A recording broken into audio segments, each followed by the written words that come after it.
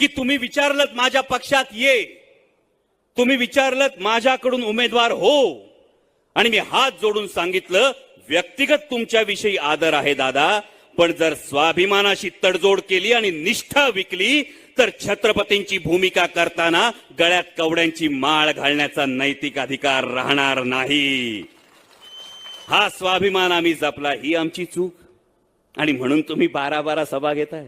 दादा घ्या, सभा घ्या, 12-12 सभा घ्या, वाटजे तेवढे आरोप करा, पण जो संस्कार आहे ना, हा संस्कार सोडून चालणार नाही. कारण प्रत्येक ठिकाणी घर असतं, त्या घरात एक बाप माणूस असतो, त्या बाप माणसानं कष्टानं घर उभं केलेलं असतं, छप्पर तोलून धरलेलं असतं, घरातल्या प्रत्येकाला सुखाचे 4 घास मिळावेत म्हणून अहो रात्र तो राबला असता. माझा कांदा उत्पादक शेतकरी सप्राच्या घरातून स्लॅबच्या घरात गेला ना, तो या बाप